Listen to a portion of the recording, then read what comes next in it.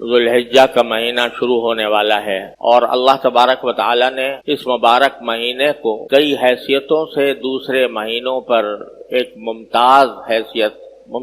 صفت عطا فرمائی۔ یوں تو سارے دن اور ساری راتیں اللہ تبارک و تعالی ہی کی بنائی ہوئی ہیں۔ ہر دن میں سورج نکلتا ہے، شام کو غروب ہوتا ہے، دن ہو جاتا ہے، دن رہتا ہے سارے صبح سے لے کر شام تک، پھر سورج غروب ہونے کے بعد سے رات شروع ہوتی ہے، فجر کے طلوع ہونے تک جاری رہتی ہے۔ دیکھنے میں سارے سال کے دن اور سارے سال کی راتیں ایک ہی جیسی ہیں اور سب اللہ تبارک و تعالی کی بنائی ہوئی ہے، لیکن اللہ تبارک و تعالی ان دنوں اور راتوں میں کچھ کو اس لیے انتخاب فرما لیتے ہیں کہ میرے بندے ان دنوں میں یا ان راتوں میں میری طرف خصوصی طور پر رجوع کریں۔ ہم لوگ اپنے دنیاوی مشاغل میں جو اللہ تعالیٰ نے ہمارے لیے حلال کیے ہوئے ہیں، مثلا روزی کمانے میں، تجارت میں، زراعت میں، ملازمت میں اپنے اوقات صرف کرتے رہتے ہیں۔ اللہ نے ان کی اجازت بھی دی ہے اور اگر نیک نیتی سے کریں تو انشاءاللہ وہ بذات خود ثواب کے کام ہیں، لیکن ان کاموں میں زیادہ سے زیادہ منہمک ہو کر اور زیادہ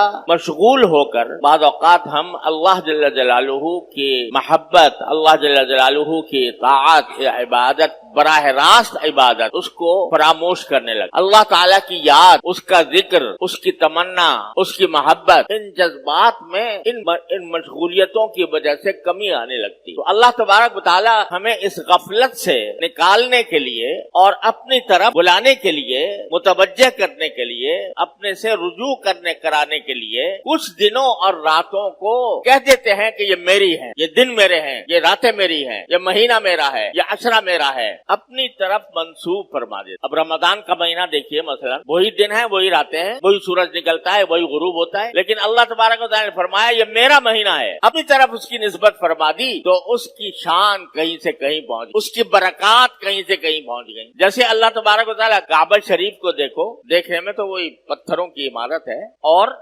عام گھروں کی طرح ہے، بلکہ عام گھروں میں پلاسٹر ہوتا ہے، اس پر پلاسٹر بھی نہیں ہے، عام گھروں میں روغن ہوتا ہے، اس پر روغن بھی نہیں ہے، لیکن اس گھر کو یہ کہہ دیا میرا گھر ہے، اپنی طرف اس کی نسبت قائم فرما دی تو اس کی شان، اس کا جلال، اس کا جمال، اس کی طرف انسانوں کی محبت اور ان کی طرف قلوب کا میلان ایسا زبردست ہے کہ جیسے مقناطیس لگا ہوا ہے ساری دنیا سے انسانوں کو۔ ایسے ہی اللہ تبارک و تعالی مختلف دنوں کو اور مختلف راتوں کو کچھ اپنی طرف منسوب فرما کر ان کو خصوصی فضیلت عطا فرما۔ تو اب جو یہ ذوالحجہ کا مہینہ آ رہا ہے، یہ بھی انہی مہینوں میں سے ہے یا انہی ایام میں سے ہے جن کو اللہ جل جلالہ نے اپنی طرف منسوب فرما کر اس کو خصوصی تقدس عطا فرما دیا اور اس کی خصوصی فضائل بیان فرمائے۔ کیوں؟ تاکہ ہم لوگ جو دنیاوی مشغلوں میں الجھے ہوئے ہیں، منہمک ہیں، وہ ذرا لوٹ کر تھوڑے عرصے کے لیے اللہ تبارک و تعالیٰ کے ذکر میں، اس کی یاد میں، اس کی محبت میں، اس کی طاعت میں اپنے آپ کو مشغول کریں۔ ایسا ہی ذوالحجہ کا اور اس مہینے کی ایک خصوصیت یہ ہے کہ اس میں کچھ اللہ تبارک و تعالیٰ نے ایسی عبادتیں مقرر فرمائی ہیں جو صرف انہی دنوں میں انجام دی جا سکتی ہیں، سارے سال نہیں دی جا سکتی۔ مثلا حج جو ہوگا وہ ذوالحجہ میں ہوگا، سارے سال نہیں ہوگا۔ عرفات کا میدان تو آج بھی موجود ہے، جبل رحمت بھی ہے، مینا بھی ہے، لیکن آج اگر کوئی جا کر مینا میں قیام فرمائے یا جا کر عرفات کے میدان میں جبل رحمت پہ کھڑا ہو جائے، کوئی عبادت کی حیثیت سے اس کا کوئی مقام نہیں، جیسے اور میدان ہے ایسے عرفات کا میدان۔ لیکن جب 9 ذوالحجہ آ گئی تو اب اس کا وہاں پر جا کر وقوف کرنا، وہاں پر جا کر ذکر کرنا، وہاں پر جا کر اللہ تبارک و تعالیٰ سے دعائیں کرنا، اس کا مقام کہیں سے کہیں پہنچ گیا کہ جو میرے بیت اللہ کا حج کرے اور اس میں کوئی فحش کام نہ کرے تو واپس ایسے آئے گا جیسے آج ماں کے پیٹ سے پیدا ہوا۔ تو یہ حج ایسی عبادت ہے جو صرف اسی مہینے کے اندر ہو سکتی ہے، سارے مہینوں میں نہیں ہو، کہیں نہیں ہو۔ اسی طرح قربانی کی جو عبادت ہے وہ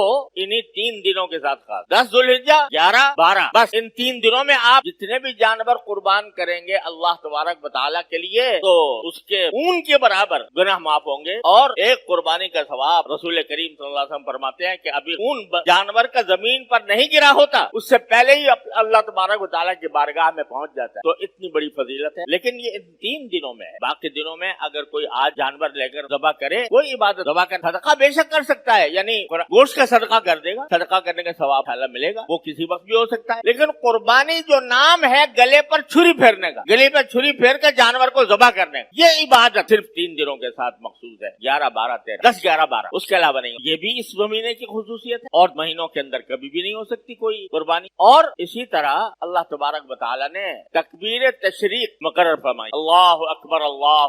ला इलाहा इल्लल्लाह वल्लाहु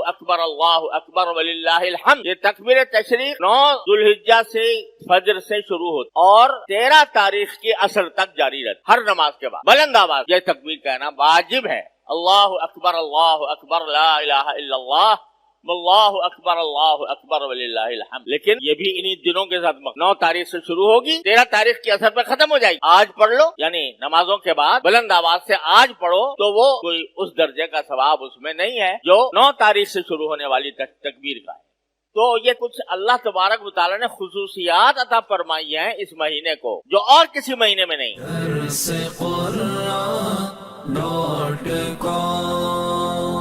www.darsequran.com